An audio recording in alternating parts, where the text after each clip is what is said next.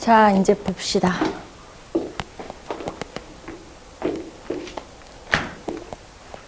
자, 11번부터 보도록 할까요? 자, 미주진 비석이 세워진 계기가 된 전쟁에 대한 설명으로 옳지 않은 것은, 이 비석은 인조 17년 삼전도, 지금의 서울시 송파구 삼전동이라고 했는데, 이게 이제 서울 한강도 지형이 좀 여러 번 바뀌어가지고 사실은 이 비석이 지금 있는 위치에 처음 만들어진 건 아니거든요. 위치가 조금 바뀌었어요. 자, 여기에 세워진 청태종 공덕비이다. 비신의 높이가 395cm니까 한 4m 되겠죠? 4m. 4m 비석이면 굉장히 큰 거예요. 엄청 높은. 규모가 굉장히 큰 거고, 너비가 140이니까 150이라고 치고, 옆으로 150, 그리고 위로 4m? 굉장히 큰 거죠. 굉장히 엄청 큰 거죠. 자, 이수와 귀부를 갖춘 큰 비석이다. 이수와 귀부는 뭐냐면, 왜 비석 같은 거 보면은 무열왕릉비 이런 거 보면 왜 위에 이렇게 장식 있는 거 알죠? 이렇게 비석 장식이 있고 아래에 비석이 있고 여기에 이제 뭐라고 해요? 거북이 장식 같은 거? 네, 거북이 장식 같은 게 있거든요. 그래서 이런 걸 이제 이수와 귀부라고 해요. 그래서 이런 장식, 그리고 가운데 비석은 이제 글씨가 써 있겠지? 그래서 이런 거를 이제 장식. 그러니까 이런 것들이 다 남아있다는 거예요. 그대로 남아있죠. 이 비문은 이경석이 지었다. 자, 그러면 이 비석은 거기 제시문에도 써 있는 것처럼 어디에 있냐? 삼전동에 있다며. 그리고 청태종의 공덕비라며. 그래서 이 비석을 삼전도비라고 그래요. 청태종 공덕. 그러면 청나라 태종이 우리나라에 쳐들어왔던 전쟁이 뭐냐고 물어본 거네? 그럼 뭐 여러분 아시잖아요. 청나라가 우리나라에 쳐들어온 전쟁은 뭐야? 평자호란이겠지. 후금이 쳐들어온 건 뭐죠? 청나라가 되기 전에 이름이 후금이었잖아요. 후금이 쳐들어온 전쟁은 정묘호란이겠지. 그거예요. 그래서 여기서는 여기는 병자호란이구나 라는 걸 알 수 있고, 자, 그러면 정묘호란, 병자호란 전부 다 어느 왕 때 있었을까요? 인조 때 있었죠. 인조. 그래서 인조 때 있었고, 자, 그러면 병자호란이 일어나게 된 계기는 뭐냐면은, 원인이죠. 원인. 계기는 뭐냐면 청나라가 조선의 군신관계를 요구했다. 자, 이 군신관계를 요구했는데 요거를 거절하자 쳐들어왔고, 그 다음에 요때 이제 논쟁이 됐었던 게 뭐냐면 주화론과 주전론의 대립이죠. 자, 그래서 우리는 여기 나왔으니까 한번 체크해 볼까요? 주화론과 주전론. 그래서 척화주전론이라고 하기도 하죠. 자, 주화론은 화의를 주장하는 거예요. 그러니까 청나라에서 군신관계 요구했어? 일단 들어줘. 왜냐면 지금 우리 임진왜란하고 한 지 얼마 안 됐으니까 힘드니까 일단 들어줘야 돼. 그래서 실리를 추구하는 거예요. 말하자면 일단 들어주고 나중에 대비해도 되잖아. 전쟁에. 그래서 실리를 추구하고 가장 대표적으로 최명길 같은 인물인 거죠. 최명길 등등. 자, 그 다음에 척화주전론은 대의 명분을 강조하는 거예요. 대의 명분을 강조하는 거죠. 그래서 대의 명분이라고 하는 건 일단 우리는 무조건 명나라만 섬겨야 되기 때문에 군신관계 요구를 거절해야 된다. 이렇게 주장을 하는 거고, 자, 만약에 우리가 군신관계 요구를 거절했지? 그럼 청나라가 차라리 쳐들어오잖아? 그럼 뭐 어쩔 수 없지. 전쟁해야지 뭐. 그래서 척화, 화의를 배척하고 주전, 전쟁을 주장한다. 이런 내용이고, 그 다음에 뭐 김상원이나 윤집, 오달제, 홍익한 뭐 이런 인물들이 척화주전론을 주장을 하게 되죠. 자, 그러면 둘 중에서 어디가 조금 더 우세했냐? 척화주전론이 우세하게 된 거예요. 척화주전론이 우세하면서 결국에는 군신관계 요구를 거절하자 쳐들어온 거고, 그럼 질문. 최명길, 김상원, 윤집, 오달제는 붕당으로 따지면 뭐였을까요? 일단 최명길은 붕당으로 하면 뭐였을까요? 여기서 여러분이 뭘 떠올리면 되냐? 이게 어느 왕 때다? 인조 때다. 그러면 인조 때 집권했던 세력은 누구예요? 일단 광해군이 북인이었는데 광해군을 쫓아내고 인조가 왕이 된 거잖아요. 그러면은 인조 때는 집권으로 하면 누구지? 서인이 주도했다고 했고 남인이 참여했다고 했는데 그러면 서인과 남인이 다 있으니까 서인 아니면 남인이겠지. 둘 중에 하나야. 그러면 최명길은 서민 남인? 일단 대립을 하면 서로 싸워야 되는 거잖아. 그러니까 둘 중에 하나겠지. 서인 아니면 남인이야. 그러면 최명길은 서인이야 남인이야? 서인이야. 그러면 김상원, 윤지, 모달제는 뭐 뻔하지 뭐. 뭐겠어? 남인? 아니고 서인이야. 다 서인이야. 지들끼리 싸운 거야. 지들끼리 막 야 요거 들어줘 말어. 막 그러면서 싸운 거지. 결국에는 서인이. 그러면 서인이 지들끼리 분화한 거냐? 분열한 거냐? 네. 나눠진 거야 지들끼리. 그래서 결국에는 이쪽으로 더 우세하게 되면서 군신관계를 거절해가지고 쳐들어온 거예요. 결국에는 이 전쟁은 누구 때문에 일어난 거야? 서인 때문에 일어났네. 네, 맞아요. 서인 때문에. 서인이 잘못해가지고 일어났는데 그러면 만약에 서인 때문에 일어났으면 전쟁이 끝났어. 그러면 이제 서인은 전쟁의 책임을 지고 완전히 물러나가지고 이제 서인은 없어졌어? 뭔 소리야. 그대로 집권하게 되는 거죠. 그래서 얘네들이 나중에는 또 북벌을 주장해. 그쵸? 일본은 또 북벌을 주장하잖아요. 송시현 이런 인물들은 또 나중에 북벌을 주장하고 이렇게 되는 거지. 그래서 얘네도 서인, 얘네도 서인. 같은 붕당이다 이 말이에요. 그래서 그것도 한번 살짝 시험에 많이 나오진 않지만 살짝 그랬구나 이 정도 알아두시면 되죠. 자 그리고 일단 전개되는 과정에서 우리가 가장 중요한 게 인조가 어디로 피난 갔냐? 남한산성으로 피난 갔죠. 그래서 45일간 항전했죠. 하지만 전쟁에 항복을 했죠. 그 항복의 의식을 우리가 뭐라고 하냐? 삼전도의 굴욕이라고 하잖아요. 그래서 삼전도의 굴욕의 어떤 항복의 의식을 치르고 그 다음에 소현세자와 복림대군이 다 인질로 끌려가지. 거기까지 기억하시면 되고 그러면 하나 더 그냥 결과만 한번 체크해 볼게요. 이때 결과 중에 하나는 이제 소현세자와 복림대군이 인질로 끌려갔다는 거 하나. 두 번째는 청과 무슨 관계를 맺게 되지? 군신관계. 여기 군신관계 요구했었으니까 군신관계를 맺게 된다. 자, 그래서 여러분 여기에서 기억할 거는 일단 남한산성으로 피난 갔다는 거. 왜냐면 정묘호란 때는 강화도로 피난 갔거든요. 비교. 그 다음에 정묘호란 끝나고 나서는 형제관계를 맺었어요. 그런데 병자호란 끝나고 나서는 군신관계를 맺었다. 네, 요거 기억하시면 되고. 많이 비교되는 거니까 알아주시고. 그럼 또 하나 질문. 지금 정묘호란과 비교하고 있으니까 정묘호란과 병자호란 중에 의병이 등장한 거는 무슨 전쟁이죠? 그건 정묘호란이에요. 왜냐면 병자호란은 의병 등장할 틈도 없었어. 막 쳐들어와가지고. 그래서 정봉수, 이립, 등의 의병은 정묘호란 때구나. 그러니까 정묘호란 그리고 임진왜란 때 의병이 등장했었지. 임진왜란은 뭐 당연한 거고 그 다음에 정묘호란 때도 의병이 등장했었다. 이렇게 보시면 돼요. 자, 그래서 여기서는 지금 병자호란 물어본 거고요. 그럼 제시문 바로 가볼까요? 1번. 전쟁 후에 두 나라는 형제관계를 맺었다. 이게 아니라고. 그럼 정답은 1번이네. 여기 군신관계라고 했으니까 정답은 1번 여기다 체크할게요. 2번. 전쟁이 끝나고 청은 소현세자를 인질로 데려갔다. 맞아요. 그래서 조선인 한 10만여 명과 이 왕자들, 특히 세자 인질로 끌려갔죠. 자, 다음에 3번. 전쟁을 앞두고 조선은 주화론과 주전, 척화론이 대립했다.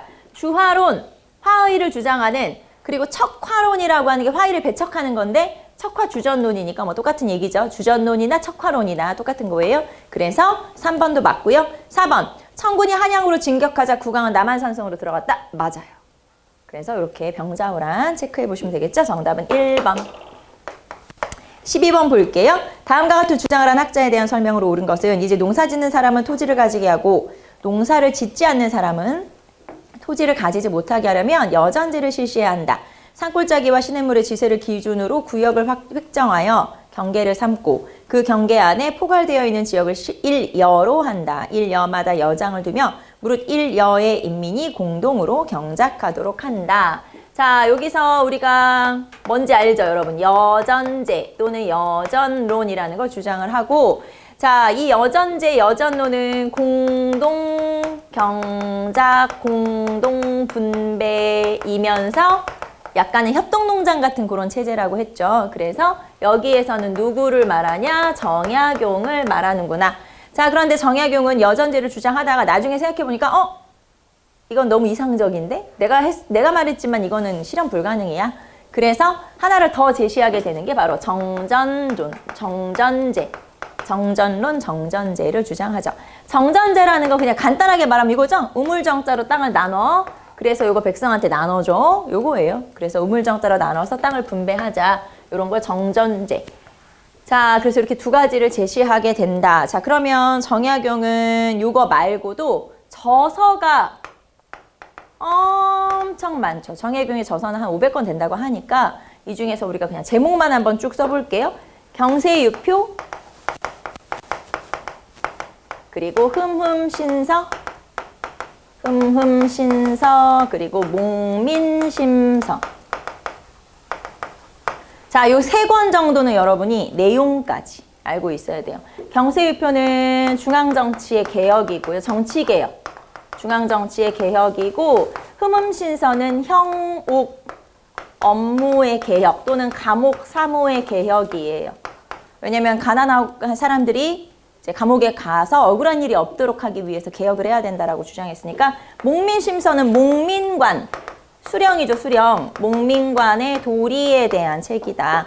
자, 그 다음에 탕론, 전론, 원목, 요거는 이제 삼논설이라고 해서, 예를 들면 뭐 탕론 같은 경우는 민본적 왕도 정치에 대해서, 그 다음에 원목에서는 통치자의 이상적인 모습에 대해서 제시했고, 전론에서 여전제를 제시했어요. 전론이라는 책에서. 자, 그 다음에 또 기예론이라는 거 있죠. 그래서 기예론은 기술을 강조하는 기예론이라고 하는 게 있고, 그 다음에 아방강역고. 아방강역고가 강역이니까 역사지리서에 해당하고, 자, 그 다음에 아언각비도 있고, 그리고 마과외통도 있고, 이런 여러 가지 책들이 있다. 특히 마과외통은 의서적, 홍역, 마진을 연구한 책이다. 그 다음에 아언각비는 그러니까 단어 같은 거, 어휘를 모아놓은 책이에요. 그래서 이런 여러 가지 책들 쭉 한번 보시면 되겠죠. 자, 그러면 정약용으로 넘어갈게요. 1번, 영업 전에 매매를 금지하는 토지제도를 주장했다. 여러분, 영업 전에 매매를 금지하는 토지제도를 주장한 사람은 이익의 한전론. 이익의 한전론이죠. 자, 두 번째, 소비를 권장하여 생산과 소비를 우물물에 비유했다. 자, 소비를 권장했다 하면 우리 딱 떠오르는 박제가가 있죠. 박제가. 박제가의 북학의라는, 여기 책 제목이에요. 북학의라는 책이 있고, 자, 그 다음에 역사지리서인 아방강역고를 저술하였다. 그래서 고조선에서 발해까지의 강역이라는 게 국가의 영역을 말하는 영토, 이런 걸 연구한 거고, 요 아방강역고라는 책에서 백제의 첫 도읍지가 한강유역이라는 거, 그리고 발해의 수도가 백두산 동쪽이라는 걸 고증을 하기도 해요. 그게 바로 아방강역고. 자, 그 다음에 4번, 성리학의 극복이 부국강병의 근본이다라고 주장한 사람은 홍대용이. 홍대용. 그래서 이렇게. 자, 여러분은 여기에서 3번 제시문뿐만 아니라 나머지 제시문도 봐둬야 돼요. 네, 요 가끔 이제 누구를 물어볼 때 이렇게 설명을 할 수도 있으니까 홍대용, 박제가, 이익, 요 제시문까지 같이 기억하셔야 돼요. 그래서 12번 체크 한번 해봤고, 자, 13번 봅시다. 자, 13번부터는 이제 조약이죠. 조약이 좀 복잡하니까 이쪽에다가 쓸까요? 자, 봅시다. 다음 근대 조약을 순서대로 바르게 나열한 것은, 자, 가부터 한번 볼게요. 자, 봅시다. 조선과 일본 양국 국민은 각자 임의로 무역을 하며 양국의 권리는 조금도 이에 관여하거나 금지 또는 제한하지 못한다. 자, 핵심 내용은 뭐예요? 조선과 일본이, 일단 조선과 일본 사이에 체결된 조약이고, 그 다음에 뭘 할 수 있다? 임의는 맘대로예요. 네 맘대로. 자, 뭘 할 수 있어? 무역을 할 수 있다. 그러니까 통상을 할 수 있다라는 거고, 그러면 우리가 문호를 개방해서 일본과 이제 서로 무역을 한다는 거잖아요. 그러면 이 조약은 무슨 조약일까요? 요거는 무슨 조약이냐? 이게 우리가 개항을 하고 통상을 허용한다는 거니까 강화도 조약이에요. 그래서 가가 강화도 조약이구나. 자, 그러면 강화도 조약. 다른 말로 하면 조일수호조규. 조일수호조규.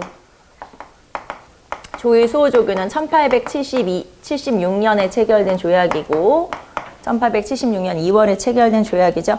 자, 뭐 제가 말 안 해도 이 강화도 조약에는 일단 통상을 허용한다.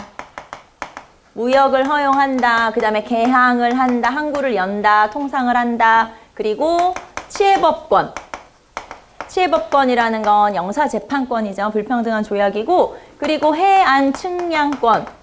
이런 내용이 들어있는 게 바로 강화도 조약이에요. 자, 그 다음에 두 번째 조약으로 갑시다. 현재 혹은 장래의 조선 정부가 어떤 권리 및 특전 및 혜택을 다른 나라 관민에게 베풀면 일본국 관민 또한 즉시 일체 균점한다. 다른 나라한테 혜택을 줬어? 그러면 일본 사람들 우리한테도 줘야지. 이런 뜻이에요. 그래서 요거는 최혜국 대우를 얘기하는 거고 일본하고 최초로 최혜국 대우 규정이 있었던 조약은 조일통상장정이에요. 조일통상장정 1883년에 개정이라고 해도 되죠. 개정판이라고 해도 되고 1883년에 체결된 거고 자 그러면 이 조일통상장정의 내용이 우리 금방 나와 있던 나에서 설명한 게 뭐냐? 최혜국 대우. 이 최혜국 대우가 가장 먼저 규정된 건 미국과의 조약이지만 일본하고는 좀 늦게 체결되죠. 그래서 조일통상장정. 자, 그 다음에 이 조일통상장정에는 세 개 내용 다 중요하다. 왜냐면 시험에 다 물어볼 수 있다. 하나는 관세. 일본과 관세를 이제 매기게 된 거고 그리고 방공령 규정도 들어가죠. 그래서 요 조일통상장정, 요 83년에 체결된 조일통상장정은 최혜국 대우 관세 방공령 다 중요하다. 네. 아예 요 제시문, 요 이제 내용을 제시하고 다음 조약에 들어갈 또 다른 내용이 뭐냐 이렇게 물어볼 수도 있으니까 세 개 다 알아두셔야 돼요. 자, 그 다음에 3번 다로 가볼게요. 청선박의 항로개설권, 청병선의 조선연의 내왕권 및 조선 국방 담당권을 허용한다. 자, 조선과 청이 맺은 대표적인 조약은 뭐예요? 사실 거의 요게 시험에 많이 나오죠. 청나라와 우리 조약 하나밖에 없어. 조청상미수령 무역장정. 이게 나중에 대한제국으로 가면서 우리도 황제국, 걔네도 황제국이니까 조청통상조약 또는 뭐 한일통상조약으로 바뀐 거지. 결국에는 조청, 상민, 수륙, 무역, 장정이 체결된 거죠. 1882년 8월에. 그러니까 이모군란 이후에 체결된 거고 이거는 뭐 청나라와 개항을 한다. 이런 내용이에요. 그리고 청상인의 내지 통상, 그러니까 내륙으로 진출을 허용한다. 그리고 뭐 연안 무역권을 허용한다. 이런 내용들 들어있죠. 자, 그 다음에 라 볼게요. 라. 자, 청군은 조선에 주둔한 군대를 철수하고 일본국은 공사관 호위를 위해 조선에 주재한 병력을 철수한다. 여기서는 여러분이 뭘 체크하면 돼요? 누구랑 체결했는지 체크하시면 돼요. 그쵸? 누구랑 체결한 거지? 청과 일본이 둘 다 언급되어 있지 않아요? 그럼 청일이 체결된 거네. 청일이 맺은 조약은 뭐 대표적인 게 텐진 조약이 있죠. 물론 나중에 뭐 시모노세키 조약 이런 것도 있지만 우리랑 직접적 관련이 있는 건 텐진 조약인 거죠. 그래서 여기서는 텐진 조약이네. 네. 텐진 조약은 갑신정변의 결과 1885년에 체결한 거죠. 자, 조청상미수령 무역장정 이모군란 직후에 체결한 거. 그 다음에 텐진 조약 갑신정변 직후에 체결한 거. 그래서 이것도 알아두시면 되겠죠. 자, 그러면 이거 순서대로 뭐 간단하네요. 순서대로 해라. 그러면 제일 먼저 가. 그 다음에 이모군란 이후에 다. 그 다음에 조일통상장정 나. 그리고 라. 이렇게 되면 되죠. 가다, 나라, 1번. 네, 1번 체크하시면 되겠네요. 그래서 여기서는 여러분이 조약의 내용까지 한번 체크해 보시고 강화도 조약도 중요하고 그 다음에 조일통상장정도 내용 물어보니까 중요하고 다 중요한 조약들이에요. 특히 조청상미수령 무역장정은 이모군란 결과 그리고 텐진 조약은 갑신정변의 결과라는 거 알아두시면 되겠죠. 자, 그 다음에 14번 볼게요. 다음 주장이 나오게 된 배경으로 적절한 것은 우리나라가 아시아의 목구멍에 해당하는 지리적 위치는 유럽의 벨기에와 같고 중국에 조공하던 처지는 터키에 조공하던 불가리아와 같다. 그런데 불가리아가 중립조약을 체결한 것은 유럽의 여러 대국들이 러시아의 침략을 막으려는 목적에서 나온 것이었고 벨기에가 중립조약을 체결한 것은 유럽의 여러 대국들이 자국을 보전하려는 계책에서 나온 것이었다. 대저 조선이 아시아의 중립국이 된다면 러시아를 방어하는 큰 기틀이 될 것이고 또한 아시아의 여러 대국들이 서로 보전하는 방책도 될 것이다. 자, 그러면 결국에는 우리나라도 뭘 하자? 중립국으로 선언을 하자. 이렇게 주장을 하고 있고요. 자, 우리가 이거를 뭐라고 하냐면 중립화론이라고 그래요. 자, 그러면 중립화론이 제시된 게 1885년이고 그러면 중립화론을 제시한 두 명, 대표적으로 두 명 있죠. 한 명은 우리나라 사람, 여기 지금 우리나라라고 했으니까 이 사람이겠지. 육일준. 그럼 나머지 한 명은 누구예요? 독일의 부영사였던, 독일의 이제 외교관이었던 부들러. 그래서 육일준, 부들러. 자, 그러면 이 중립화론이 나오게 된 계기를 물어봤으니까 우리는 어디서부터 거슬러 가야 되냐면 갑신정변부터. 자, 한번 쭉 체크해 봅시다. 갑신정변이 일어났어요. 1884년에 갑신정변이 일어났고 자, 갑신정변은 3일 만에 끝나버렸죠. 네, 3일 만에 간단하게 끝나버렸고 자, 그러면 갑신정변을 누가 와서 진압? 이모군란도 우리가 청 불렀고 갑신정변도 우리가 청 불렀지? 청이 와서 진압을 하게 돼서 요 갑신정변 이후에 청의 내정 간섭이 심화됐다. 자, 청나라의 내정 간섭이 너무 심하니까 우리가 청을 불러들였어도 이건 아니지. 그래서 우리가 청을 견제하려고 누구를 끌어들였죠?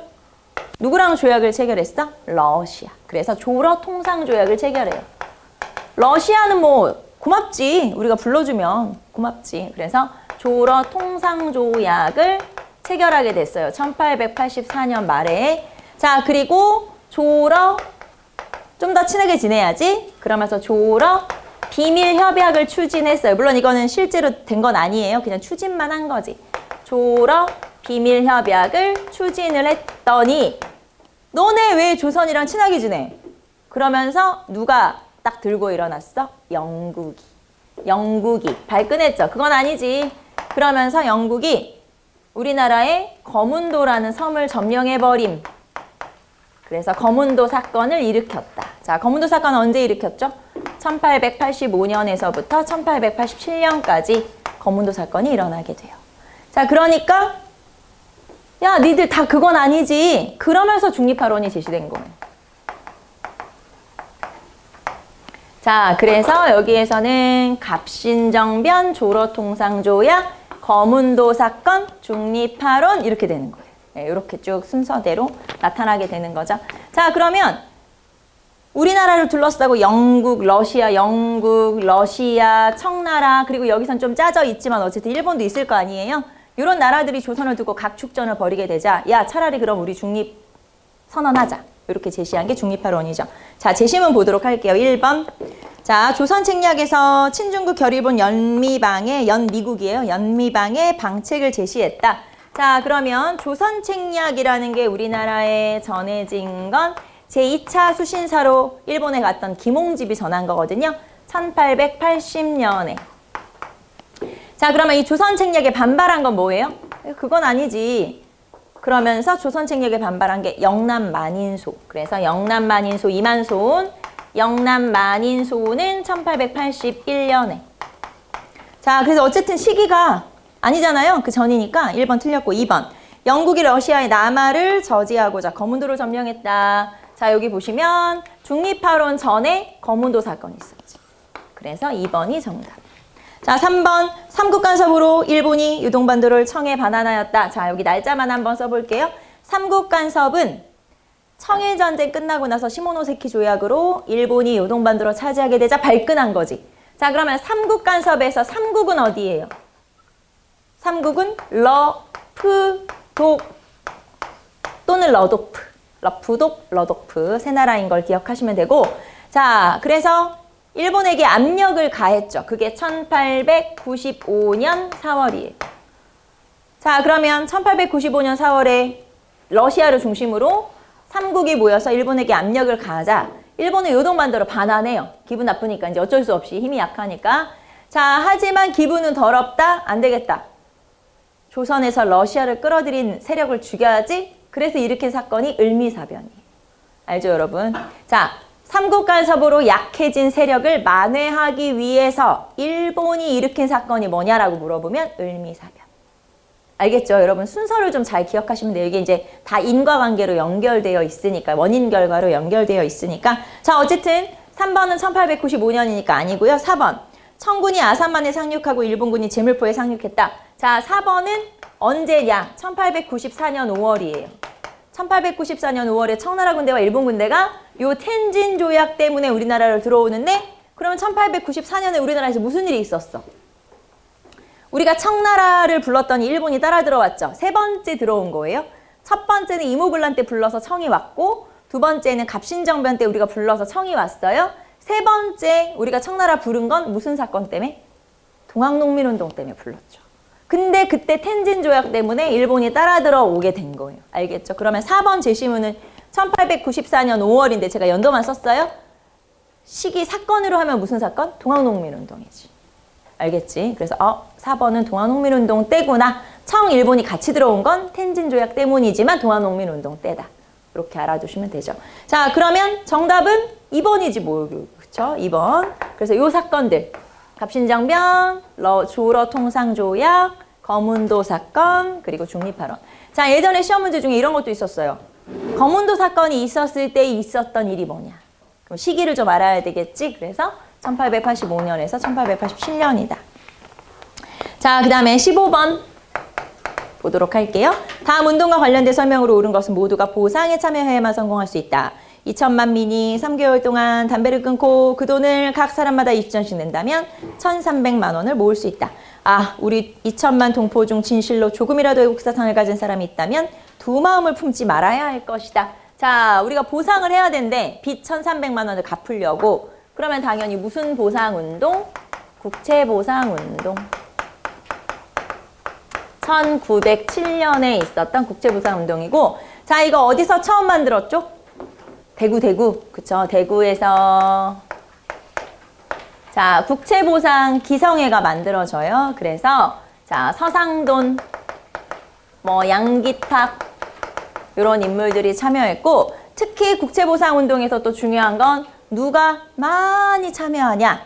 언론사들이 참여, 신문들이. 그래서 예를 들면 뭐 이 당시에 가장 대표적인 신문이 대한매일신보죠. 대한매일신보. 그리고 사실 우리가 무슨 뭐 국가적인 캠페인을 하면, 뭐 국가적인 거라고 보긴 좀 그렇지만 어쨌든 전국적인 캠페인을 하면 모든 언론사들이 다 참여하지 않아요? 다 참여했어요. 국채보상운동에 대한매일신보만 참여한 게 아니라 황성신문, 제국신문 뭐 등등등. 그래서 뭐 황성신문이라든가 제국신문이라든가 이런 언론사들이 다 참여하게 된다. 대한매일신보만 참여한 건 아니다라는 거 알아두시고, 자, 하지만 누가 방해해서, 결국 일제가 방해해서 실패한 거잖아요. 그런데 그때는 아직 식민지가 되기 전이잖아요. 그러면 통감부, 총독부가 아닌 거죠. 통감부의 방해로 실패. 왜냐하면 요 지도부들을 공금 횡령죄로 다 잡아가 버렸기 때문에. 자, 그래서 결국에는 실패했다. 자, 그럼 1번. 한민족 1천만, 한 사람 1원씩 모금운동을 전개했다. 여기서 이제 구호를 찾으면 되는 거죠. 요 이제 관련된 내용을. 그래서 1번. 한민족 1천만, 한 사람 1원씩 모금운동을 벌인 거 무슨 운동? 자, 1,000만 원 모아서 뭐 할 거지? 빚 갚을 거야? 아니고 여기서는 밀립대학 설립운동이에요. 요 구호 알아두세요. 이거 국제보상운동 아니에요. 밀립대학 설립운동이다. 자, 그 다음에 두 번째. 일어나라, 오너라, 단결하자, 분투하자. 뭔가 막 되게 막 뭔가 막 뭐라고 해야 돼 이거 막 격정적인 그런 구호지 않아요? 그런데 요 구호에 이거 한 번도 아마 본 적 없는 구호잖아요. 자, 일어나라, 오너라, 단결하자, 분투하자, 조선의 자매들아. 이런 거예요. 그래서 이거는 근우회와 관련된.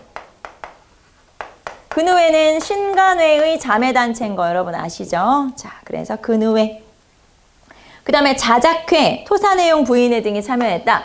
여러분 자작회나 토사내용 부인회는 어디에 참여? 물산장려운동. 자작회는 학생단체. 토사내용 부인회는 부인단체겠지. 그래서 물산장려운동에 참여한 단체들이에요. 자, 그다음에 4번 대한밀신보, 황성신문 등 신문사에서 적극 후원했다. 그랬겠지? 정답은 4번이겠죠? 네, 이렇게 찾으시면 되고, 그러면 여기서는 뭐 이거 우리가 다 아는 내용이니까 뭘 기억하면 돼요? 일단 이 중에서 대구가 제일 중요하죠. 대구에서 있었어. 언론사 참여했어. 이런 것도 중요하고. 자, 그러면 여기 요 제시문. 자, 요 제시문 중에 사회주의 계열에서 비판한 운동은 뭐죠? 이 중에 요 제시문, 여기 제시문 중에 사회주의 계열에서 비판했었다. 물산장려운동이지. 네, 사회주의 계열에서 비판했었다. 그럼 물산장려운동 찾으시면 돼요. 뭔 말인지 알죠? 이렇게 체크하시면 되죠. 그리고 밀립대학 설립운동이나 물산장려운동은 1920년대 초반, 20년, 21년, 22년, 23년 요때쯤 있었던 운동이라는 것도 기억해 보시면 되겠죠. 자, 그래서 정답은 4번. 자, 16번 볼게요. 밑줄 우리 집 어른의 활동으로 옳은 것은, 자, 8월 초에 여러 형제분이 모여서 같이 만주로 갈 준비를 하였다. 비밀리에 땅과 집을 파는데 여러 집을 한꺼번에 처분하니 얼마나 어려우리요. 우리 집 어른은 옛날 범죄로 따지지 않고 위아래 구분 없이 뜻만 같으면 낙수하여 동지로 대접했다. 1만여 석의 재산과 가옥을 모두 팔고 경술년 12월 30일에 큰 집, 작은 집이 함께 압록강을 건넜다. 자, 여기서 형제는 여기 첫 번째 줄에 여러 형제분이라고 써 있잖아요. 6명의 형제예요.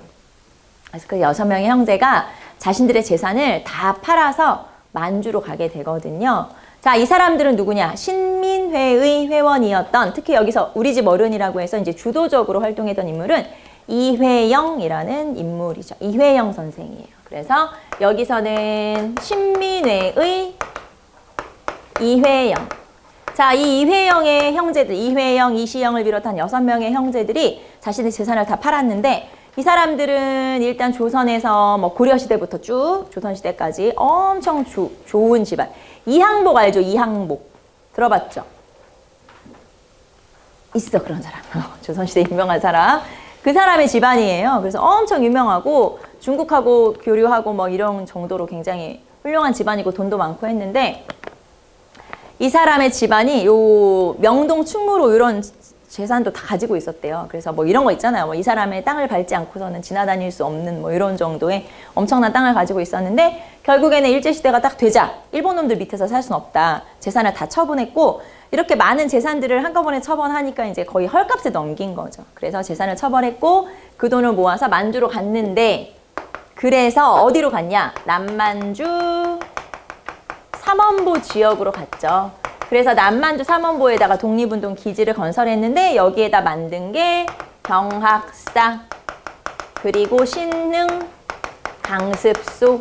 자, 신흥 강습소가 1911년에 생겼는데 1919년쯤에 나중에 신흥 중학교가 되고, 그리고 신흥 무관학교가 되죠. 신흥 무관학교가 된다. 그래서 이렇게 보시면 되겠죠. 자, 그래서 신민회의 이회영이고, 결국에 이회영은 1932년에 이제 이 사람이 그때 60세가 넘었었어요. 그래서 마지막으로 내가 독립운동에 한 번 더 이제 나를 던지는 거죠. 매진하겠다. 그래서 상하이에서 만주 대련, 그러니까 다련으로 가는 배를 타고 가다가 배 안에서 밀정의 신고로 결국에는 잡히게 돼요.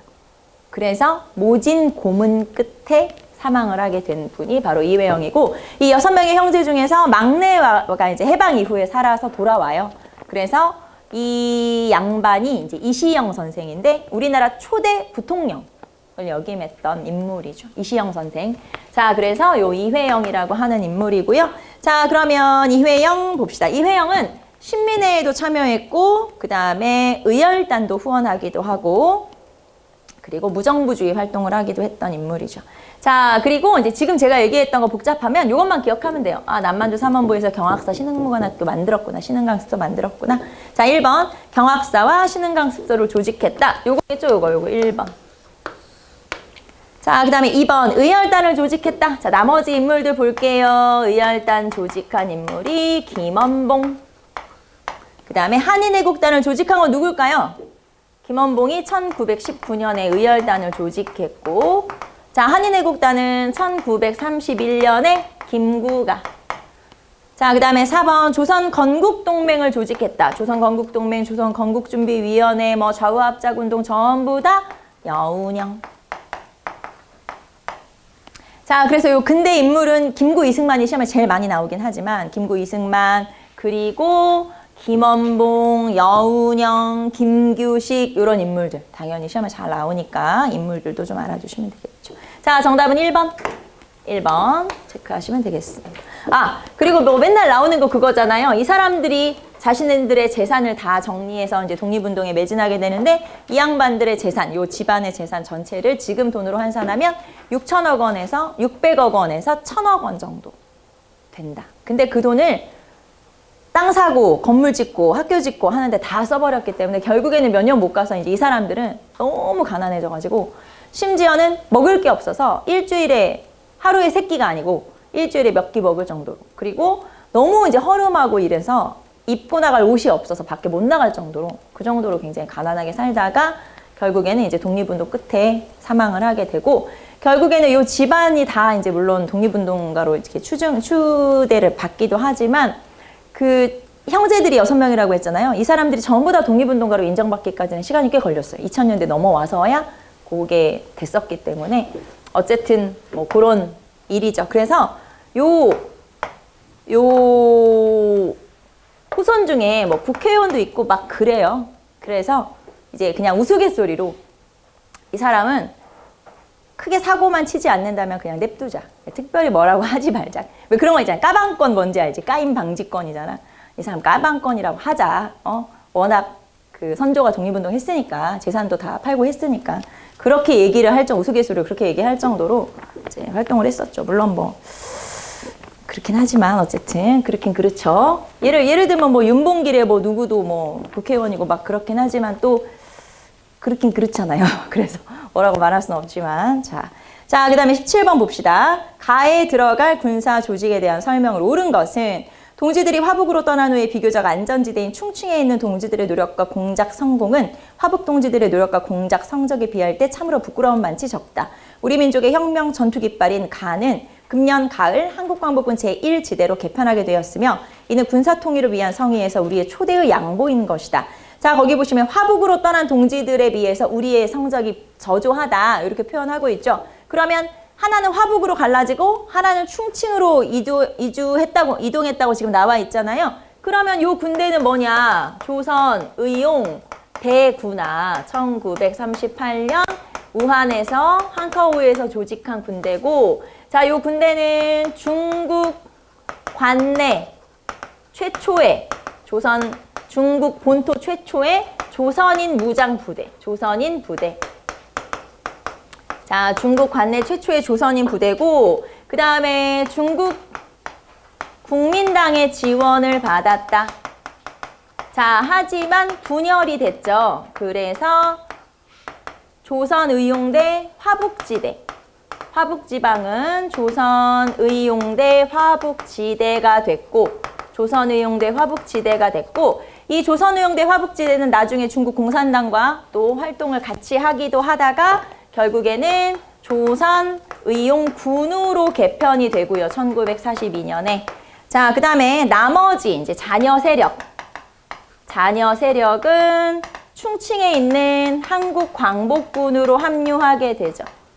자, 한국광복군으로 합류한 게 1942년이고 금방 우리 여기 네 번째 줄에 한국광복군 제1지대로 개편됐다라는 게 요 말이죠.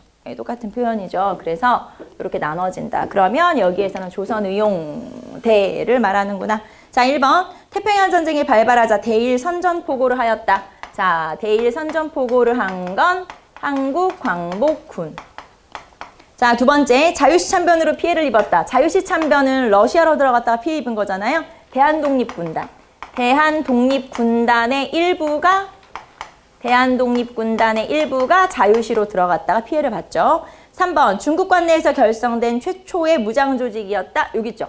중국 관내 최초의 조선인 부대 또는 한인 무장부대. 정답은 3번 조선의용대. 4번 중국 공산당 군대와 연합하여 일제를 물리쳤다. 요게 조선의용대 화북지대 자, 그래서 조선의용대 화북지대는 중국 공산군이 팔로군이거든요. 중국 팔로군과 연합해서. 자, 무슨 전투에서 활동했는지 볼게요. 호가장 전투, 반소탕전.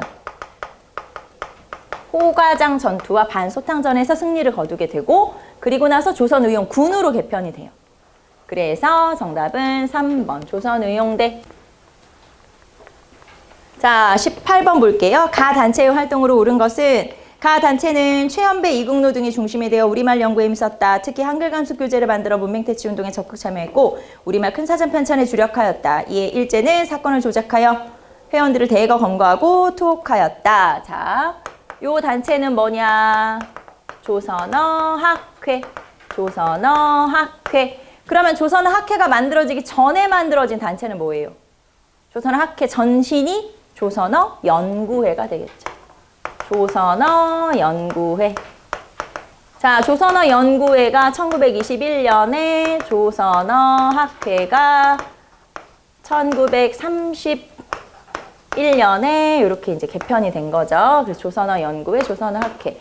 시험에는 당연히 요거의 기능, 역할, 업적. 자, 각야날 제정. 그 다음에 잡지, 한글, 발행. 그 다음에 조선어학회는 자, 한글 맞춤법 통일안. 한글 맞춤법 통일안. 그리고 표준어 제정. 그리고 우리말 큰사전.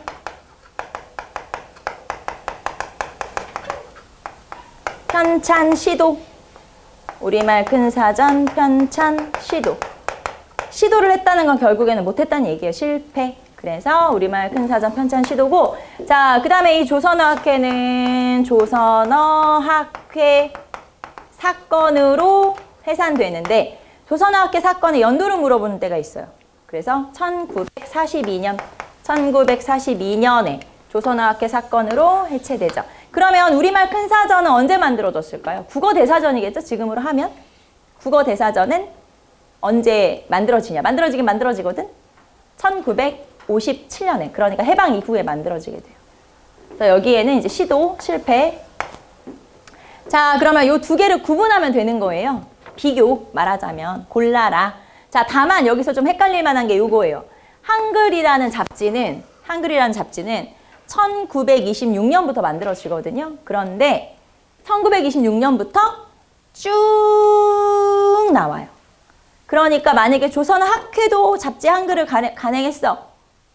해도 돼요. 왜냐하면 조선어학회로 바뀐 뒤에도 한글이라는 잡지는 계속 발행되거든요.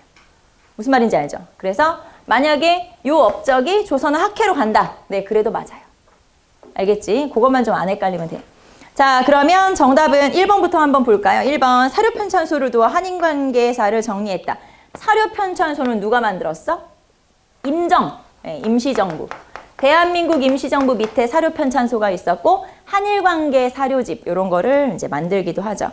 2번 기관지로 진단학보를 발간했다. 진단학보는 어디서 발간해? 진단학회에서. 네, 그랬겠죠?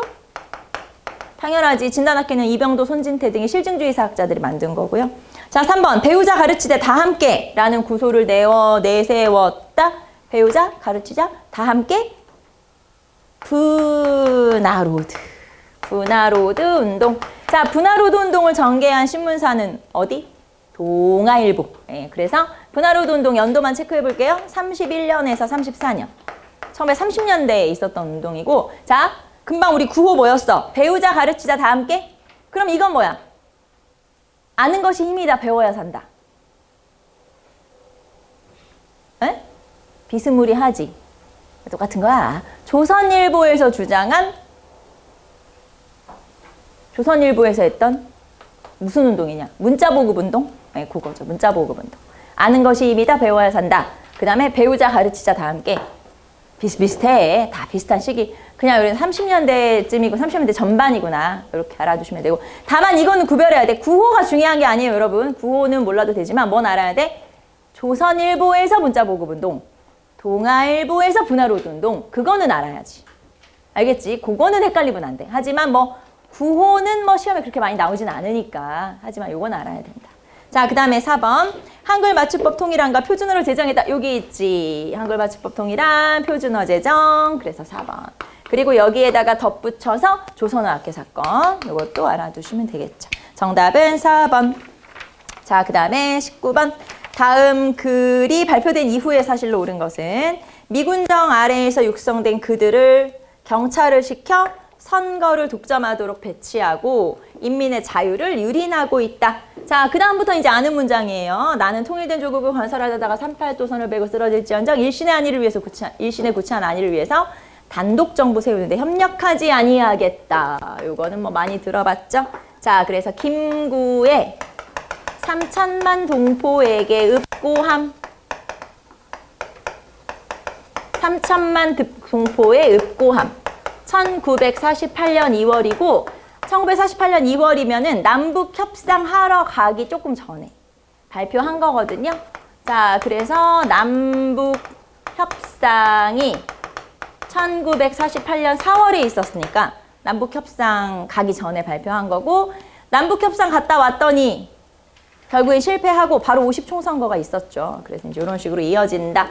그러면 요 이후에 있었던 요 시기를 물어보는 거네요. 자, 그러면 1번. 자, 유엔 한국 임시위원단이 파견되었다. 유엔 한국 임시위원단은 선거 감시하러 왔었지. 하지만 남한에는 들어오고 북한은 못 들어가게 해서 결국에는 남한만의 선거가 이루어지죠. 1948년 1월.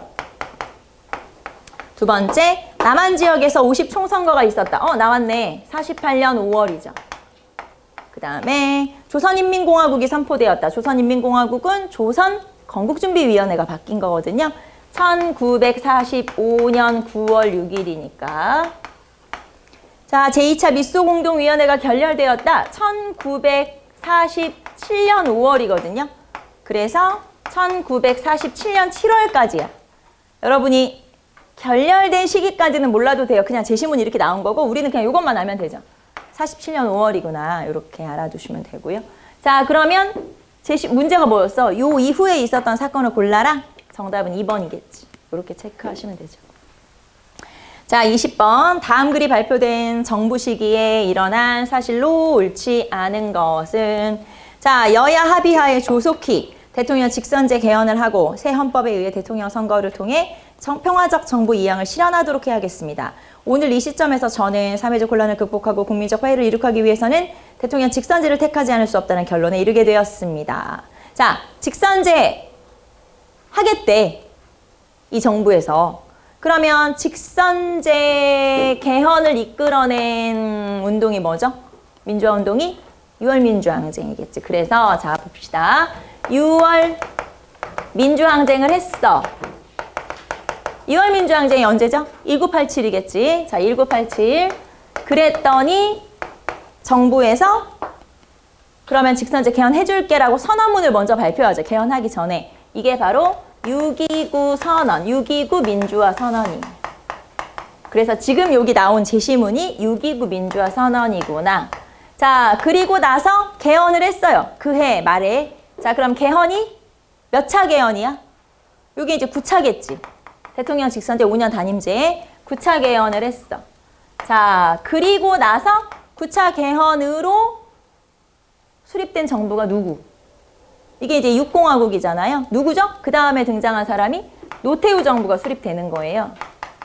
자, 그러면 6월 민주항쟁의 결과 6.29 선언이 발표가 됐는데 그러면 요 6.29 선언이 발표된 건 노태우 정부 전 정부라는 거죠. 전 정부. 누구죠? 그러면 요거 다 누구죠? 전두환 정부지. 여기 전두환 정부구나. 뭔 말인지 이해되지? 요거 전두환 정부란 얘기예요. 그래서 전두환 정부구나. 이렇게 보시면 돼요. 자, 그러면 전두환 정부 같은 경우는 강압책과 회유책이 있어요. 강압책과 회유책이 있었다. 그래서 강압책, 회유책만 한번 몇 가지만 체크해 볼게요. 강압책으로는 삼천교육대 있었고 자, 그리고 언론 통폐합. 그래서 막 여러 방송사들, 신문사들 다 줄였지. 확 줄여버렸어. 왜냐면 몇 개 안 돼야 통제하기 편하잖아요. 그래서 이런 언론 통폐합이 있었고, 그 다음에 뭐 공직자 해직이 있었고, 이런 것들이 있었고, 그 다음에 유화책은 뭐냐면, 내가 다 들어줄게. 좀 부드럽게. 그게 바로 이제 야간 통행금지 해제. 야간 통행금지 해제. 그리고 프로야구, 프로축구 출범. 왜 3S 정책이라고 해서 사람들의 눈을 딴 데로 돌리기 위해서 스포츠를 막 장려하는 거죠. 그리고 자, 중고생의 교복과 두발의 자율화. 그리고 해외여행도 자율화. 근데 이제 이때는 사실 해외여행 자율화라고 해서 그냥 돈 있으면 해외여행 갈 수 있는 게 아니고요. 이때 같은 경우는 다 나라에 신고해야 되고, 그리고 통장에 돈이 좀 있어야 돼요. 왜 그런지 알아요? 왜 통장에 돈이 좀 있어야 여행 갈 수 있는지 알아요? 나가서 돈 써야 되니까? 혹시 밖에 나가서 불법 체류자로 이제 떠돌아다닐까 봐. 네 재산이 있으면 네가 돌아오겠지. 약간 이런 거예요. 그래서 이때만 하더라도 우리나라 사람들이 뭐 이제 좀 잘 사는 나라 가서 노동자로 일하고 불법 체류자가 되고 이런 경우가 많이 있었거든요. 일본이나 미국 같은 데로 가서. 그래서 이제 그거 못하게 하려고 그런 경우가 있긴 있었죠. 지금으로 따지면 상상할 수도 없는 시대 아니에요, 당연히. 자, 어쨌든 이런 것들이 이제 유화책에 해당되고 강압책에 해당된다. 자, 그럼 1번. 언론을 강제 통폐합하여 통제하였다. 맞죠? 여기 1번 언론 통폐합. 그 다음에 3저 호황으로 국제수지 흑자를 이루었다. 요거 당연히 전두환 정부죠. 제가 따로 안 써도 전두환 정부. 자, 그 다음에 3번 여소야대 국면을 타개하기 위해서 3당 합당이 있었다. 자, 여기다 쓸게요. 3당 합당은 노태우죠. 3당 합당은 1990년에 있었으니까 노태우 정부구나. 자, 그 다음에 해외여행 자율화와 야간 통행금지를 해제했다. 맞아요. 그래서 정답은 3번. 네. 자, 그럼 하나만 더 그 제시문에서 체크 하나만 하고 잠깐 쉴게요. 여러분 세 번째 줄 보세요. 요 제시문, 20번 제시문에서 세 번째 줄에 거기 세 번째 줄에 중간에 라고 써있죠. 이 저는 누구야? 나는 누구야? 나는 전두환이야? 노태우야? 노태우예요. 전두환 정부라며. 맞아요. 근데 이거는 왜 노태우한테 발표하라고 시켰냐면 노태우가 그 전두환 정부의 다음 대통령 후보가 될 사람이었거든요. 그러니까 왜 그런 거 있잖아. 대통령 후보가 뭔가 좀 개혁을 하는 것처럼 약간 쇄신하는 분위기를 보여야 이미지가 좀 좋아지겠구나. 그래서 발표는 노태우를 시켰죠. 정부는 전두환 정부고. 알겠지? 그래서 만약에 저가 밑줄 치고 저가 집권했던 시기가 언제냐라고 물어보면 그건 노태우 정부. 요게 발표된 시기가 언제냐라고 물어보면 전두환 정부. 헷갈리지 말라고. 무슨 말인지 알지? 네, 헷갈리지 마세요. 그래서 우리는 지금 11회까지 풀어봤고요. 잠깐 쉬었다가 12회로 넘어갈게요.